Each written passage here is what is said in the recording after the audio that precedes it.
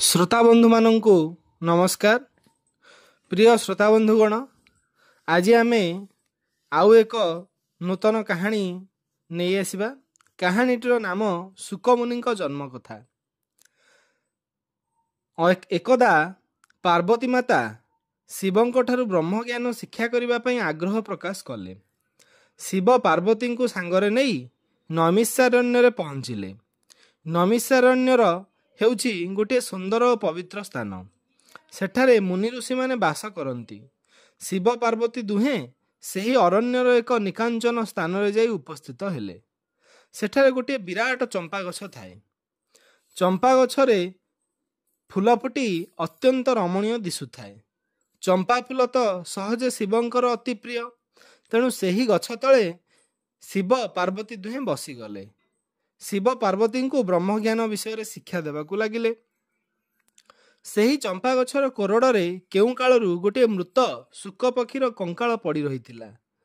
ब्रह्म ज्ञान शुणी शुक पक्षीर कंकाल उपरे मांस, चर्म और डेणा इत्यादि कौली उठिला। किछि समय परे ता देहरे जीवनर संचार हैला।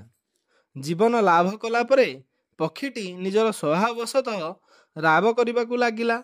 गछ डालरे पक्षीटीए राब करिबारु शिव विचलित होई पड़िले। कारण ब्रह्म ज्ञान अन्य केही शुणिबा उचित नुहे।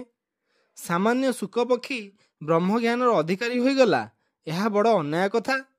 से शुक पक्षी को भस्म करदेवे बोली विचारिले। शिव को देखी पक्षी भୟରେ पलाईगला। से आत्मरक्षा करबा पई स्वर्ग, मर्त्य, पाताल तीनिपुर जाई बुली आसिला। केही शिवंक भୟରେ ताको आश्रय देले नाही। शेषरे शुक पक्षी जाई विष्णु शरण रे पहुंचिला।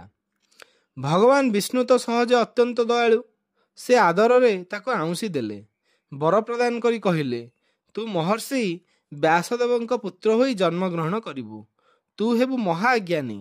तोरी जरिया रे मोर जस जगत रे प्रचारित हेबो। आजि ठारु शुक पक्षी जाति रे जेउ माने जन्म ग्रहण करिवे से माने सकाळु उठी रामकृष्ण नाम जप करिवे। एही नाम शुणी लोक माने पाप संसार उद्धार पाइबे। विष्णु ठारू वर पाई सुआ अमर होईगला। एथर महादेव तार बा करिवे कौन? से तेणु क्रोधरे विश्वरूप प्रकाश कले। तांकर जिद जेमिति हेउ से शुक पक्षी को धरी भस्म करिवे। शुक विष्णु को स्मरण करिबारु से ताकू कल्पवृक्ष को पठाइले। निश्चित मनरे तारी उपर शाखारे निर्भय शुक पक्षी बसी थाए एवं प्रभुंक नाम जप करुथाए। ईश्वर हाथ बढ़ाइले मध्य कल्पवृक्ष को ताहा पाए नहीं। विष्णुंक प्रभाव रे वृक्ष बढ़ी बढ़ी चली थाए। शिव अष्टरत्नगिरी, हीरा पर्वत, नीलगिरी, मोतीगिरी प्रभृति पर्वत को रखी ता उपरे चढ़िले, तथापि कल्पवृक्ष को तांकर हाथ पाइला नाही। शेषरे शिव हताश होई रहिले।